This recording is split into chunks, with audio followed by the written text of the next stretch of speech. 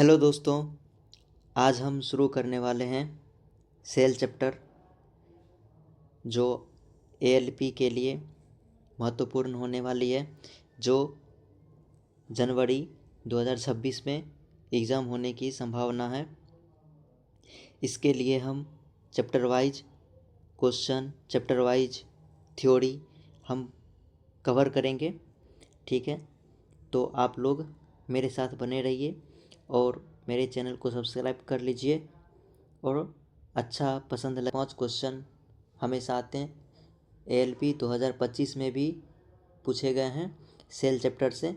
तो हम बिना समय गंवाए हम इस चैप्टर को शुरू करते हैं। तो सबसे पहले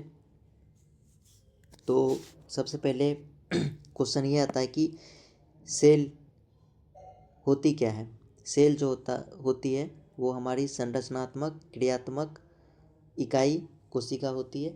ठीक है, जिसको हम सेल बोलते हैं। तो सेल यानी कोशिका की खोज 1665 में, ठीक है, 1665 में एक ब्रिटिश वैज्ञानिक रॉबर्ट हुक, ठीक है, एक रॉबर्ट हुक 1665 में जो ब्रिटिश वैज्ञानिक थे वो कोशिका की खोज की थी। कोशिका की खोज किसने की थी? 1665 में रॉबर्ट हुक ने की थी कोशिका की खोज। ठीक है, सन 1674 में ल्यूवेनहॉक ने कोशिकीय संगठन का अध्ययन किया। ठीक है, जो जीवित कोशिका थी, जो क्या थी? जीवित कोशिका। जीवित कोशिका की खोज एंटोइन ल्यूवेनहॉक ने किया था 1674 में, और ये रॉबर्ट हुक ने मृत कोशिका की खोज की थी, डेड सेल। ठीक है, 1665 में। आप इसे याद रखें, जो जीवित कोशिका की खोज एंटोइन ल्यूवेनहॉक 1674 में की थी, और डेड सेल मृत कोशिका डेड सेल की खोज रॉबर्ट हुक 1665 में की थी। ठीक है, अब केंद्रक की खोज 1831 में हुआ था। ठीक है, रॉबर्ट ब्राउन द्वारा। रॉबर्ट ब्राउन ने केंद्रक की खोज की थी 1831 में। पुरकिंजे ने कोशिका के अंदर निहित सजीव पदार्थ को प्रोटोप्लाज्म जीव द्रव्य नाम दिया। कोशिका के अंदर में जो जीव द्रव्य होता है जिसको हम प्रोटोप्लाज्म कहते हैं, ठीक है, जिसको हम प्रोटोप्लाज्म कहते हैं, उसकी खोज पुरकुंजे ने किया था। जो प्रोटोप्लाज्म होती है, प्रोटोप्लाज्म जो जीव द्रव्य होती है, ये कोशिका के लिए जीवन का काम करता है। ठीक है, कोशिका की सभी कोशिकांग जीव द्रव्य में उपस्थित होता है। ठीक है, जैसे कोशिकांग हो गया mitochondria, Golgi apparatus, vacuole, ribosome, endoplasmic reticulum, ये सब। ठीक है, ये सब जीव द्रव्य में उपस्थित होता है। तो जीव द्रव्य की खोज पुरकुंजे ने किया था। ठीक है, और प्रोटोप्लाज्म सिद्धांत कब प्रस्तुत हुआ था? 1861 में मैक्स शुल्ज के द्वारा। ठीक है, मैक्स शुल्ज के द्वारा। पुरकुंजे ने 1839 में, कब? 1839। ठीक है, 1839 में।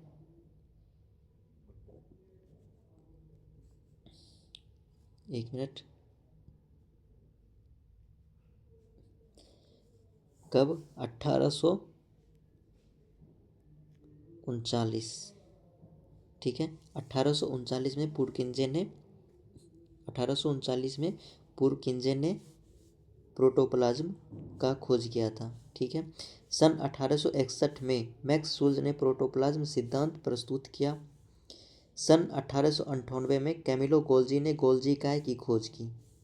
गोल्जी बॉडी जो 1898 में कैमिलो गोल्जी ने खोज की थी।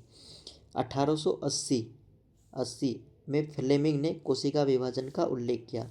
जो सेल डिवीजन होता है, सेल डिवीजन, ठीक है, सेल डिवीजन की खोज या सेल डिवीजन का उल्लेख जो होता है वो 1880 में फ्लेमिंग ने किया था। अब 1888 में क्रोमोसोम जो गुणसूत्र होता है, ठीक है, क्रोमोसोम 1888 में वाल्डेयर ने नाम दिया, ठीक है। ये वन लाइनर है, ठीक है, आप लोग इसे याद रखें। लाइसोसोम की खोज 1958 में डी डवे ने की थी। 1958 में डी डवे ने लाइसोसोम की खोज की थी, जिसको आत्महत्या की थैली भी कहा जाता है, ठीक है, जिसको आत्महत्या की थैली भी कहा जाता है। ये लाइसोसोम ये जब फटती है, लाइसोसोम जब फटती है तो खुद के अंदर का जो पदार्थ होता है उसको ये पचा लेता है, ठीक है, लाइसोसोम। माइटोकॉन्ड्रिया की खोज रिचर्ड अल्टमान ने की। माइटोकॉन्ड्रिया की खोज रिचर्ड अल्टमान ने की। कोशिका सिद्धांत का प्रतिपादन स्लाइडेन तथा स्वान ने संयुक्त रूप से किया। कोशिका का सिद्धांत स्लाइडेन तथा स्वान ने प्रस्तुत किया था, ठीक है। कोशिकाएं दो प्रकार की होती है, एक प्रोकैरियोटिक, एक यूकैरियोटिक। प्रोकैरियोटिक मतलब पहले से, ठीक है, पहले, और यूकैरियोटिक मतलब बाद में, ठीक है, बाद में। प्रोकैरियोटिक मतलब पहले, जो विकसित कम हो। यूकैरियोटिक मतलब बाद, मतलब जो विकसित हो, तो उसको यूकैरियोटिक बोलते हैं। जो वो विकसित हो, पूरी तरह विकसित नहीं हो, प्रोकैरियोटिक। तो प्रोकैरियोटिक कोशिका जो होती है, ये बैक्टीरिया, ये प्रोकैरियोटिक में जो बैक्टीरिया जो आती है, प्रोकैरियोटिक में जो बैक्टीरिया आती है, ठीक है, प्रोकैरियोटिक में सिर्फ बैक्टीरिया ही आती है। और यूकैरियोटिक जैसे मानव, ठीक है, मानव, पादप, सब में यूकैरियोटिक सेल पाया जाता है। प्रोकैरियोटिक सिर्फ किस में पाया जाता है? प्रोकैरियोटिक सिर्फ किस में? बैक्टीरिया में पाया जाता है, ठीक है। बैक्टीरिया, कोई भी बैक्टीरिया हो उसमें प्रोकैरियोटिक पाया जाता है, ठीक है। नेक्स्ट क्या है? प्रोकैरियोटिक। अब यहाँ पे देखते हैं, प्रोकैरियोटिक कोशिका में वास्तविक कोशिका का अभाव होता है, ठीक है, मतलब ये विकसित नहीं होता है। इसमें केंद्रक झिल्ली का अभाव होता है, इसमें केंद्रक झिल्ली का अभाव होता है। जो यूकैरियोटिक में जो केंद्रक होता है, न्यूक्लियस होता है, इसके चारों तरफ डबल लेयर होती है। इसमें केंद्रक झिल्ली का अभाव होता है, इसमें केंद्रक झिल्ली नहीं होती है। यूकैरियोटिक कोशिका रचनात्मक रूप से पूर्ण विकसित होती है। हमने कहा था कि यूकैरियोटिक कोशिका जो होते हैं वो पूर्ण विकसित होती है।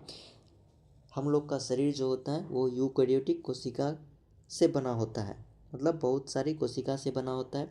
हमारे शरीर में बहुत सारा कोशिकांग होते हैं, प्रोकैरियोटिक में कुछ ही कोशिकांग होते हैं और ये छोटा होता है। और यूकैरियोटिक जो कोशिकांग होते हैं, यूकैरियोटिक कोशिका ये बहुत ही बड़ा होती है, इसीलिए इसमें अधिक कोशिकांग पाए जाते हैं। तो रचनात्मक रूप से पूर्ण विकसित होती है, वास्तविक केंद्रक पाया जाता है, कोशिका द्रव में कोशिकांग होते हैं, ठीक है। तो हमने कहा था कि जो कोशिका होती है, ठीक है, जो कोशिका होती है, ये कोशिका के, मान के चलिए ये एक कोशिका है, ठीक है, इसके अंदर में बहुत सारा क्या होगा? प्रोटोप्लाज्म यानी जीव द्रव्य होगा। इसमें माइटोकॉन्ड्रिया होंगे, फिर गोल्जी बॉडी होंगे, फिर एंडोप्लाज्मिक रेटिकुलम होंगे, ये सब होता है, ये सब कोशिकांग होते हैं, ठीक है। तो अब हम अंतर समझते हैं, प्रोकैरियोटिक और यूकैरियोटिक, ये दोनों में अंतर हम समझते हैं, ठीक है। जो हमारे अंगक होते हैं, ठीक है, जो कोशिका के अंगक होते हैं, जैसे कोशिका भित्ति, तो प्रोकैरियोटिक में जो कोशिका भित्ति होती है, ठीक है, वो प्रोटीन तथा कार्बोहाइड्रेट की बनी होती है, प्रोटीन तथा कार्बोहाइड्रेट की बनी होती है। जो प्रोकैरियोटिक होती है, मान चलिए कि ये प्रोकैरियोटिक कोशिका है, तो हम बता देते हैं यहाँ पे, ये प्रोकैरियोटिक कोशिका की क्या है, फोटो है, देख सकते हैं आप। ये सेल वाल है, ठीक है, ये सेल वाल है, ये जो सेल वाल है ये कोशिका भित्ति जो है, ठीक है, ये कोशिका भित्ति होती है, ठीक है। ये प्लाज्मा मेम्ब्रेन होती है, प्लाज्मा मेम्ब्रेन जिसको कोशिका झिल्ली भी बोलते हैं, ठीक है। और ये साइटोप्लाज्म होते हैं जो जीव द्रव्य होते हैं, इसी में कोशिकांग उपस्थित होते हैं, ठीक है। ये सब होते हैं। इसमें न्यूक्लियस नहीं, इसमें न्यूक्लाइड होते हैं, ठीक है, इसमें न्यूक्लियस नहीं न्यूक्लाइड होते हैं, ठीक है। जबकि जबकि यूकेरियोटिक में न्यूक्लियस और न्यूक्लियस दोनों होता है, ठीक है। तो समझ गए। तो ये सेल वॉल जो होता है ये बाहरी आवरण से हमको क्या करता है, ये सुरक्षा प्रदान करता है सेल वॉल। तो यहाँ पे हम देखेंगे कोशिका भित्ति किससे बनी होती है, प्रोटीन तथा कार्बोहाइड्रेट की बनी होती है प्रोकैरियोटिक में। यूकैरियोटिक में क्या होती है, कोशिका भित्ति सेल्यूलोज की बनी होती है। क्या मानव में कोशिका भित्ति पाई जाती है? नहीं, मानव में नहीं, सिर्फ प्लांट में पाई जाती है, प्लांट या पौधा, ठीक है, उसमें पाई जाती है, ठीक है। सेल्यूलोज की बनी होती है कोशिका भित्ति जो पौधों में सिर्फ पाई जाती है, पौधा। और उसके बाद किस में पाई, कोशिका भित्ति किस में पाई जाती है, पौधा में पाई जाती है, कवक में पाई जाती है, ठीक है, पौधा, कवक, बैक्टीरिया इसमें पाई जाती है। माइटोकॉन्ड्रिया, अब दूसरा अंग कौन सा है, माइटोकॉन्ड्रिया। प्रोकैरियोटिक में माइटोकॉन्ड्रिया नहीं होती है, ठीक है, यूकैरियोटिक में माइटोकॉन्ड्रिया होती है, ठीक है। उसके बाद एंडोप्लाज्मिक रेटिकुलम, ये भी नहीं होता है प्रोकैरियोटिक में, यूकैरियोटिक में होता है, ठीक है। अब राइबोसोम, जो राइबोसोम होता है, ठीक है, जो राइबोसोम होता है, राइबोसोम प्रोकैरियोटिक में 70S प्रकार के होते हैं और मानव में 80S का होता है। 80S जो विकसित होता है, ठीक है। 70S प्रकार के जो प्रोकैरियोटिक में जो राइबोसोम होते हैं वो अविकसित होते हैं, ठीक है। गोल्जी बॉडी भी प्रोकैरियोटिक में अनुपस्थित होते हैं, जबकि यूकैरियोटिक में उपस्थित होते हैं। केंद्रक झिल्ली इसमें प्रोकैरियोटिक में अनुपस्थित होते हैं। लाइसोसोम प्रोकैरियोटिक में अनुपस्थित होते हैं। डीएनए एकल सूत्र में होते हैं, डीएनए होते हैं लेकिन एकल सूत्र में होते हैं, मतलब विकसित नहीं होता है, ठीक है। उसके बाद केंद्रक इसमें क्या होता है, अनुपस्थित होता है प्रोकैरियोटिक में। सेंट्रियोल अनुपस्थित होता है, ठीक है, अनुपस्थित होता है। उसके बाद श्वसन जो होता है इसमें प्लाज्मा झिल्ली के द्वारा होता है, प्लाज्मा झिल्ली जिसको कोशिका झिल्ली या प्लाज्मा मेम्ब्रेन भी कहते हैं, ठीक है, वो तो होता है इसमें।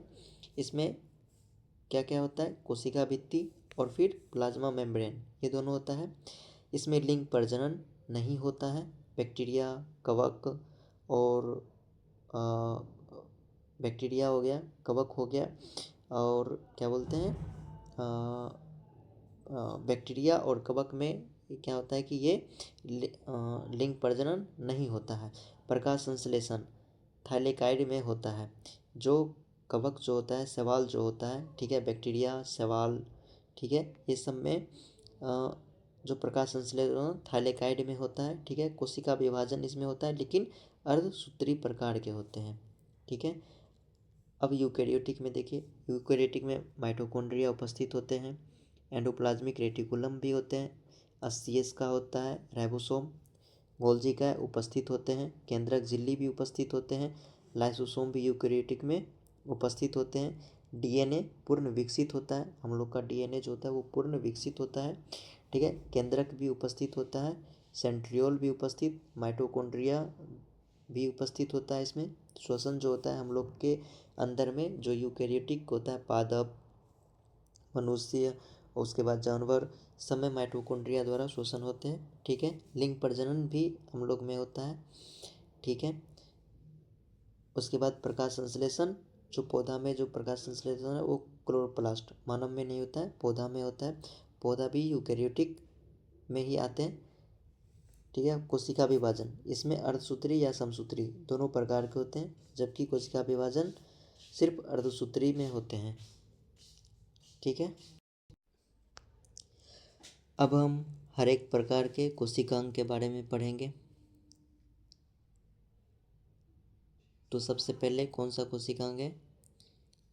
कोशिका झिल्ली, जिसको प्लाज्मा मेम्ब्रेन भी कहते हैं या प्लाज्मा झिल्ली भी कहते हैं। ये कोशिका झिल्ली या प्लाज्मा मेम्ब्रेन जो होती है ये अर्धपारगम्य होती है, ये सेमी परमेएबल होती है, अर्धपारगम्य होती है। कोशिका झिल्ली अर्धपारगम्य होती है, इसका मतलब क्या होता है कि कोशिका के अंदर जो पदार्थ का परिवहन होता है, विसरण जो होता है, वो कौन सा पदार्थ जाएगा और कौन सा पदार्थ नहीं, उसको कंट्रोल करता है कोशिका झिल्ली। ठीक है, ये सेमी परमेएबल होता है, मतलब कोशिका को किस पदार्थ की आवश्यकता होती है और किस पदार्थ की नहीं। जिस पदार्थ की आवश्यकता होगी उसको अपने अंदर आने देगी, और जिस पदार्थ की आवश्यकता नहीं होगी उसको अंदर आने नहीं देगी। ठीक है, कोशिका झिल्ली किसकी बनी होती है? कोशिका झिल्ली लिपिड तथा प्रोटीन की बनी होती है। कोशिका झिल्ली लिपिड तथा प्रोटीन की बनी होती है। कोशिका झिल्ली लिपिड तथा प्रोटीन की बनी होती है। यह कोशिका को सुरक्षा प्रदान करता है। यह कोशिका को क्या करता है? सुरक्षा प्रदान करता है।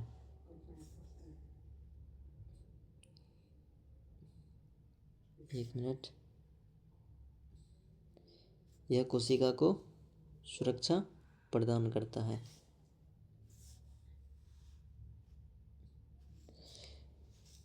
अब हम देखते हैं कोशिका झिल्ली के कौन सा, कोशिका भित्ति। ठीक है, कोशिका भित्ति जिसको सेल वॉल बोलते हैं। ठीक है, सेल वॉल, यह पादप कोशिका को बाहरी आघात से बचाती है। कोशिका भित्ति जो सेल वॉल होती है ये पादप में पाई जाती है। ठीक है, पादप में पाई जाती है। पादप जो पौधे होते हैं वो सूर्य के प्रकाश, पानी, ये सब को वो झेलता है, तो इसीलिए इसमें कोशिका भित्ति होती है। सबसे आउटर लेयर जो होती है वो कोशिका भित्ति होती है। यह पादप कोशिका को बाहरी आघात से बचाती है, मतलब ये सुरक्षा प्रदान करती है। ठीक है, यह पारगम्य होती है। यह हर एक पदार्थ को जाने के लिए और आने के लिए ये कैपेबल करता है। ठीक है, ये किसी भी पदार्थ को कंट्रोल नहीं करता है। ठीक है, जबकि कोशिका झिल्ली वो कंट्रोल करता है, क्योंकि ये अर्धपारगम्य सेमी परमेएबल होती है। ठीक है, कहते हैं सेमी परमेएबल होती है।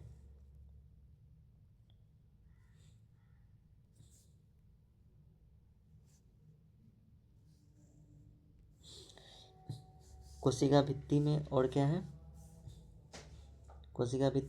है? यह कोशिका को एक निश्चित आकार प्रदान करती है।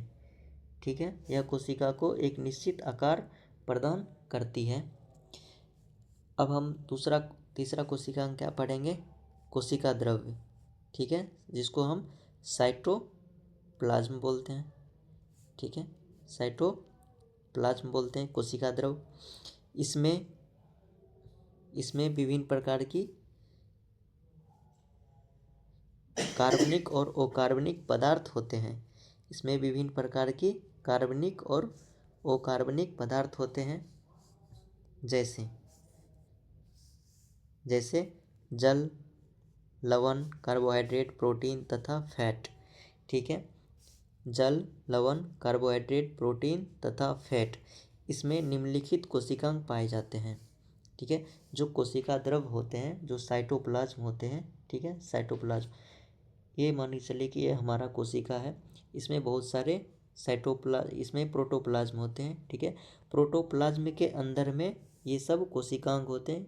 ठीक है, ये सब कोशिकांग होते हैं, और उसी कोशिकांग के अंदर में जो कोशिका होती है, कोशिका के अंदर में कोशिका द्रव्य होती है। ठीक है, जिसमें अधिकतर मात्रा में जल, लवण, कार्बोहाइड्रेट, प्रोटीन तथा फैट कुछ मात्रा में पाई जाती है। इसमें निम्नलिखित कोशिकांग पाए जाते हैं। पहला कोशिकांग क्या होता है? अंतःपर्दवी जालिका, एंडोप्लाज्मिक रेटिकुलम। इसके अंदर में भी साइटोप्लाज्म पाया जाता है, ठीक है, जो जीवित रखने का काम करता है। और ये मानी चलिए कि ये यूकैरियोटिक कोशिका है, ठीक है। इसके अंदर में बहुत सारा प्रोटोप्लाज्म होगा, इसमें एंडोप्लाज्मिक रेटिकुलम होंगे, ठीक है। हम ऊपर में दिखा देते हैं आपको। ये हमारा यूकैरियोटिक कोशिका है, ठीक है, ये हमारा यूकैरियोटिक कोशिका है। इसमें आप देख सकते हैं कि यहाँ पे एंडोप्लाज्मिक रेटिकुलम, जो यहाँ पे ये एंडोप्लाज्मिक रेटिकुलम होते हैं, ठीक है। ये दो प्रकार के होते हैं, एक रफ एंडोप्लाज्मिक रेटिकुलम और एक स्मूथ एंडोप्लाज्मिक रेटिकुलम, दो होते हैं, ठीक है। इसका कार्य हम बाद में बताएंगे। पहले आप देख सकते हैं यहाँ पे जो एंडोप्लाज्मिक रेटिकुलम होते हैं, यहाँ पे इसके ये सब क्या है? ये सब प्रोटोप्लाज्म है, ठीक है। ये सब प्रोटोप्लाज्म यानी जीव द्रव्य, जो जीवों को जीवित रखने के लिए सहायता देती है, ठीक है, जो महत्वपूर्ण भूमिका निभाती है इसके अंदर में, ठीक है। और फिर ये सब कोशिकांग हैं, इसके अंदर में भी कोशिका द्रव होते हैं, जिसके कारण वो चल सकते हैं, अपना कार्य कर सकते हैं। तो इसमें क्या है? एंडोप्लाज्मिक रेटिकुलम, अंतःपर्दवी जालिका, यह दो प्रकार की होती है। अंतःपर्दवी जालिका यह दो प्रकार की होती है, ठीक है। कौन कौन? एक होता है चिकनी अंतःपर्दवी जालिका, एक खुरदरी अंतःपर्दवी जालिका। दो होते हैं, कौन? एक स्मूथ और एक रफ, ठीक है, दो होते हैं। एक स्मूथ एंडोप्लाज्मिक रेटिकुलम, ठीक है, जिसको चिकनी बोलते हैं। एक रफ एंडोप्लाज्मिक रेटिकुलम, जिसको खुरदरी बोलते हैं। तो चिकनी अंतःपर्दवी जालिका के ऊपर राइबोसोम अनुपस्थित होते हैं। जो चिकनी स्मूथ एंडोप्लाज्मिक रेटिकुलम होते हैं वो फैट यानी वसा, ठीक है, वो फैट यानी वसा का परिवहन करते हैं। और उसके बाद जो रफ एंडोप्लाज्मिक रेटिकुलम होते हैं, इसके ऊपर में प्रोटीन, ठीक है, प्रोटीन के कण पाए जाते हैं, ठीक है। तो प्रोटीन के कण क्या होते हैं? पाए जाते हैं। जो खुरदरी अंतःपर्दवी जालिका के सतह पर राइबोसोम उपस्थित रहते हैं, ठीक है। जो खुरदरी जो होते हैं रफ, उसके ऊपर में राइबोसोम उपस्थित रहते हैं, जो प्रोटीन संश्लेषण के प्रति उत्तरदायी होते हैं। जो रफ एंडोप्लाज्मिक रेटिकुलम होते हैं, इसके ऊपर में राइबोसोम, ठीक है, इसके ऊपर में राइबोसोम पाए जाते हैं। और राइबोसोम जो होता है वो प्रोटीन का संश्लेषण करते हैं, यानी प्रोटीन का निर्माण करते हैं। एक मिनट,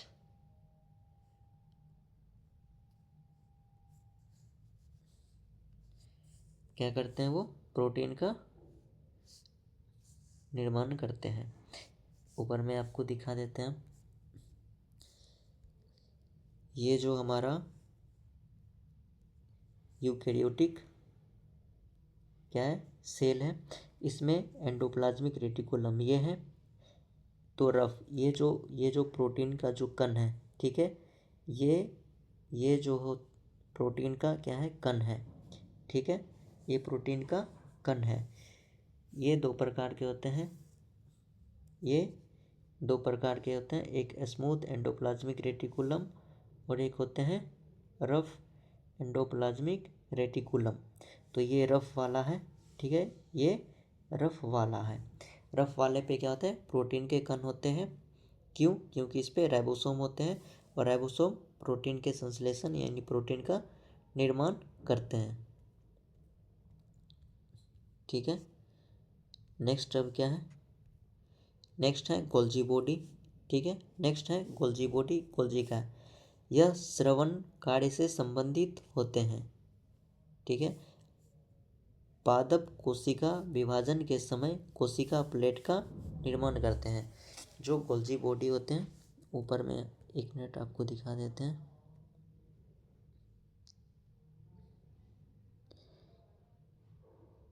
ये देख सकते हैं आप, ये जो गोल्जी अपैरेटस है, ठीक है, ये गोल्जी बॉडी ये परिवहन परिवहन, ठीक है, परिवहन में महत्वपूर्ण भूमिका निभाते हैं। ये जो गोल्जी बॉडी है ये परिवहन में महत्वपूर्ण भूमिका निभाते हैं, ठीक है। पदार्थों का परिवहन के लिए गोल्जी बॉडी महत्वपूर्ण भूमिका निभाता है। 1 मिनट।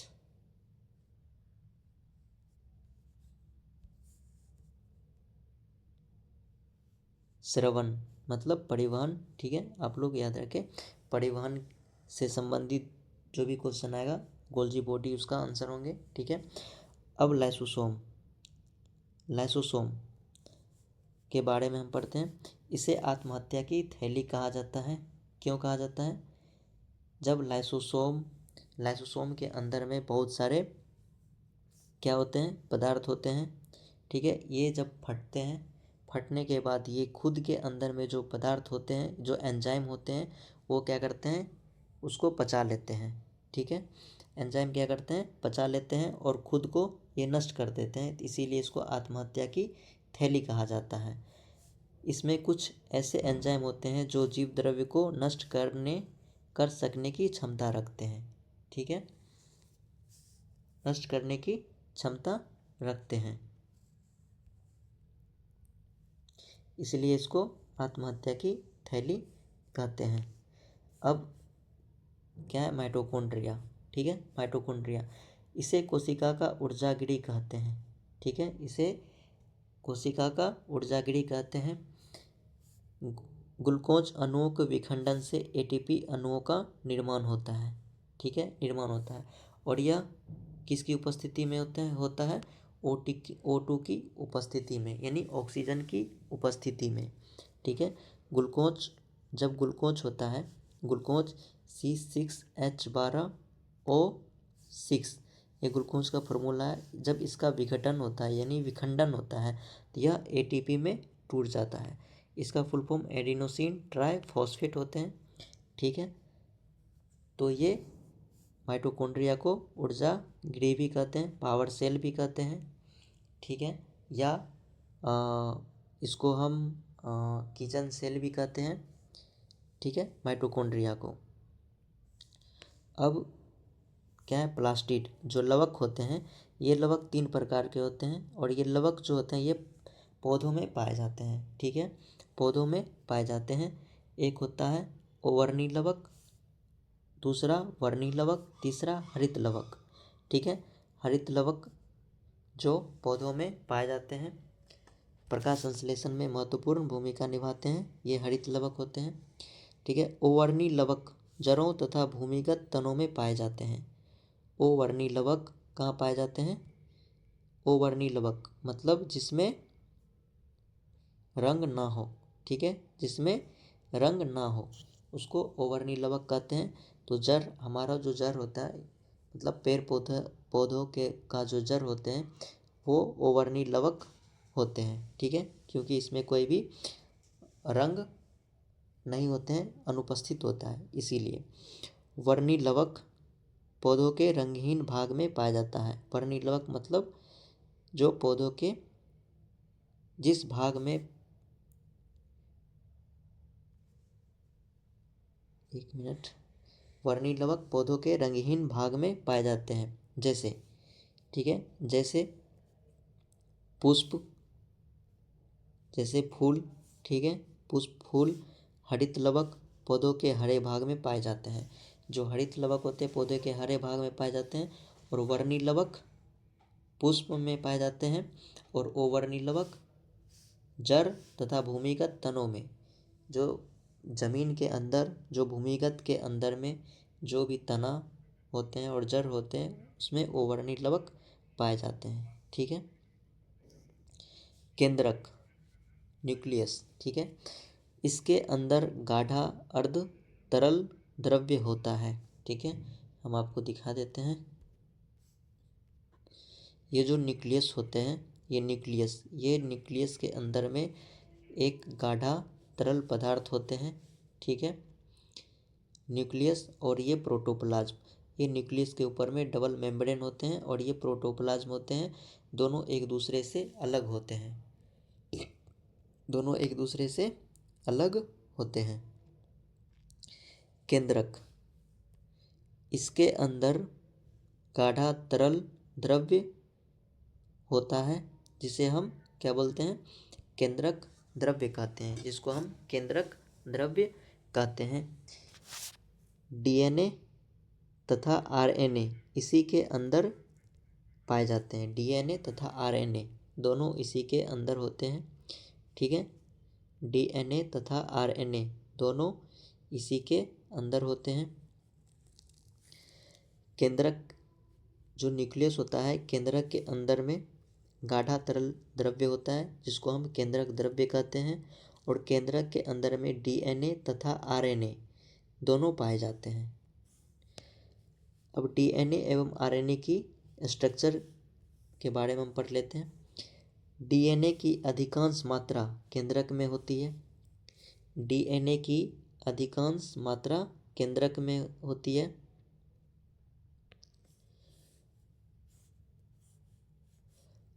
इसकी कुछ मात्रा माइटोकॉन्ड्रिया तथा हरितलवक में भी मिलती है। डीएनए पॉलीन्यूक्लियोटाइड होते हैं। ये एग्जाम के लिए महत्वपूर्ण है। डीएनए पॉलीन्यूक्लियोटाइड होते हैं। डीएनए एवं आरएनए की स्ट्रक्चर कैसी होती है? डीएनए जो होती है वो अधिकांश किस में पाई जाती है? केंद्रक में होती है। डीएनए की अधिकांश मात्रा केंद्रक में होती है। इसकी कुछ मात्रा माइटोकॉन्ड्रिया तथा हरितलवक में भी मिलती है। और डीएनए पॉलीन्यूक्लियोटाई होते हैं। ठीक है, अब डीएनए में जो क्षार उपस्थित होते हैं, ठीक है, वो 4 प्रकार के होते हैं। एक होता है एडिनिन, एक होता है गुआनिन, एक होता है थायमिन और एक होता है साइटोसिन। डीएनए में उपस्थित जो क्षार होते हैं वो 4 प्रकार के होते हैं। एडिनिन ए, गुआनिन जी, थायमिन को टी, साइटोसिन को सी से निर्देशित करते हैं। ठीक है, सन 1953 में जेडी वाटसन एवं क्रिक ने डीएनए का द्विकुंडलिक संरचना मॉडल यानी डबल हेलिक्स मॉडल, ठीक है, डबल हेलिक्स मॉडल ऐसे था, एक मिनट हम आपको बता देते हैं, ऐसे था डबल हेलिक्स मॉडल। ठीक है, 1953 में वाटसन एवं क्रिक ने, ये क्वेश्चन महत्वपूर्ण है, आप लोग इसे याद कर ले, आप लोग इसे याद कर लीजिएगा। वाटसन एवं क्रिक 1953 में डीएनए की हेलिक्स, डबल हेलिक्स मॉडल प्रतिपादित किया। इसके लिए 1962 में नोबेल पुरस्कार भी मिला वाटसन एवं क्रिक को। डीएनए जो होती है वो आनुवांशिकी क्रिया का संचालन करता है। जीन इसकी इकाई है। यह प्रोटीन संश्लेषण को नियंत्रित करती है। डीएनए सभी आनुवांशिक क्रियाओं का संचालन करता है। ठीक है, जीन इसकी इकाई है। यह प्रोटीन संश्लेषण को नियंत्रित करता है। यह प्रोटीन संश्लेषण को, एक मिनट, यह प्रोटीन संश्लेषण को नियंत्रित करता है। अब आरएनए का निर्माण, अब आरएनए के बारे में पढ़ लेते हैं। डीएनए से ही आरएनए का संश्लेषण होता है। डीएनए से ही आरएनए का संश्लेषण होता है। इस क्रिया में डीएनए की एक श्रृंखला पर आरएनए की न्यूक्लियोटाइड आकार जुड़े जाते हैं। इस प्रकार एक अस्थायी डीएनए आरएनए संकर का निर्माण होता है। ठीक है, इनमें नाइट्रोजन बेस थायमिन के स्थान पर यूरेसोल होता है। कुछ समय बाद आरएनए की समजात श्रृंखला अलग हो जाती है। आरएनए 3 प्रकार के होते हैं, राइबोसोमल आरएनए, ट्रांसफर आरएनए और तीसरा मैसेंजर आरएनए। राइबोसोमल आरएनए मतलब राइबोसोम पर लगे रहते हैं और प्रोटीन संश्लेषण में सहायक करते हैं। Ribosome RNA. राइबोसोम पर लगे रहते हैं और प्रोटीन संश्लेषण में सहायक करते हैं। राइबोसोम के ऊपर में जो राइबोसोम को प्रोटीन का फैक्ट्री भी कहा जाता है, ठीक है, क्योंकि ये प्रोटीन का उत्पादन या संश्लेषण करते हैं, ठीक है। इसीलिए आरएनए 3 प्रकार के होते हैं, राइबोसोमल आरएनए, दूसरा ट्रांसफर आरएनए। प्रोटीन संश्लेषण में विभिन्न प्रकार के अमीनो अम्ल को राइबोसोम पर लाते हैं जहाँ पर प्रोटीन बनता है। प्रोटीन बनने की अंतिम क्रिया को ट्रांसलेशन कहते हैं।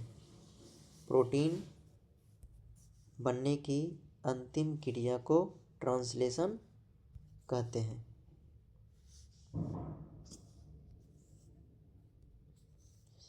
तीसरा मैसेंजर आरएनए, जो न्यूक्लियस होता है, न्यूक्लियस के बाहर विभिन्न आदेश लेकर एमिनो एसिड को चुनने में मदद करता है। एमिनो एसिड,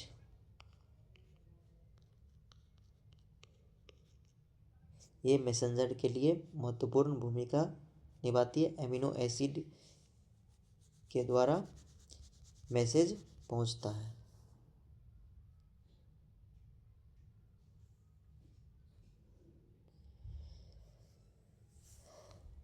डीएनए और आरएनए में अंतर देख लेते हैं। डीएनए का फुल फॉर्म डीऑक्सी राइबो शर्करा होती है, ठीक है, डीऑक्सी राइबोज शर्करा होती है। आरएनए, इसमें शर्करा राइबोज होती है, ठीक है। इसमें बेस एडेनिन, ग्वानिन, थाइमिन एवं साइटोसिन होते हैं। डीएनए में 3 होते हैं, एडेनिन, ग्वानिन, थाइमिन एवं साइटोसिन, ठीक है, पदार्थ होते हैं। इसमें जो क्षारीय थाइमिन की जगह यूरेसोल आ जाता है। इसमें क्षारीय थाइमिन यानी बेस थाइमिन की जगह यूरेसोल आ जाता है। डीएनए में बेस एडेनिन यानी क्षार एडेनिन, क्षार ग्वानिन, क्षार थाइमिन एवं क्षार साइटोसिन होते हैं। और आरएनए में क्षार के जगह पे यूरेसोल आ जाता है।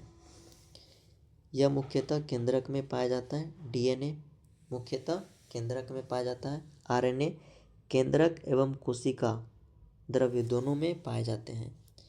केंद्रक और साइटोप्लाज्म दोनों में पाए जाते हैं। अब चलते हैं पादप कोशिका एवं जंतु कोशिका में अंतर देखते हैं। प्लांट सेल और एनिमल सेल दोनों में डिफरेंस देखते हैं। जो प्लांट सेल होते हैं, ठीक है, प्लांट सेल की कोशिका भित्ति, प्लांट सेल की जो बाहरी सबसे आउटर लेयर होती है वो कोशिका सेल वॉल की बनी होती है, ठीक है। सेल वॉल मुख्य रूप से सेल्यूलोज से बनी होती है। पादप का आउटर लेयर जो होती है वो कोशिका भित्ति होती है, जिसको कोशिका भित्ति कहते हैं, और यह सेल्यूलोज की बनी होती है। जंतु कोशिका में ये सेल्यूलोज यानी कोशिका भित्ति अनुपस्थित होती है, ठीक है, कोशिका भित्ति नहीं पाई जाती है जंतु कोशिका में। पादप कोशिका में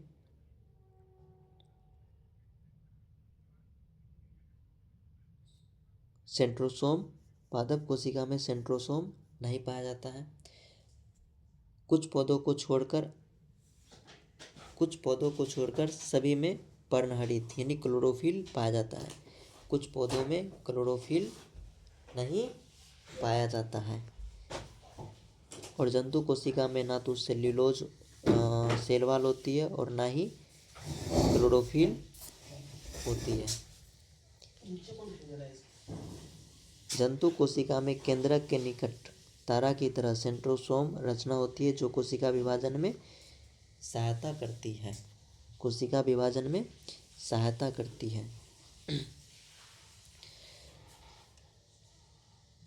जो पादप होती है, पादप में लाइसोसोम नहीं पाई जाती है। लाइसोसोम सिर्फ जंतु एनिमल सेल में पाई जाती है। पादप कोशिका में वैक्यूल रिक्तिका पाई जाती है। और रिक्तिका नहीं पाई जाती है एनिमल सेल में। ठीक है, जंतु कोशिका में वैक्यूल अनुपस्थित होते हैं।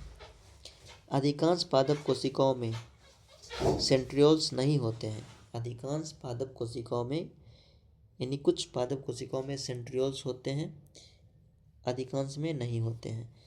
तो अधिकांश जंतु कोशिका में सेंट्रियोल्स क्या होते हैं? होते हैं। ठीक है, सेल डिवीजन पढ़ लेते हैं। ठीक है, ये देख लीजिए आप लोग, क्या animal cell, lysosome, mitochondria, ribosome, cytoplasm, smooth endoplasmic reticulum, rough endoplasmic reticulum, nucleoplasm, nucleus, cell membrane, Golgi apparatus और सेंट्रियोल्स, इसमें सब होते हैं। लाइसोसोम को आत्महत्या की थैली कहते हैं। माइटोकॉन्ड्रिया को ऊर्जा गृह कहते हैं या ऊर्जा पावर हाउस बोलते हैं। राइबोसोम जो प्रोटीन का फैक्ट्री कहते हैं, प्रोटीन का उत्पादन या संश्लेषण करते हैं।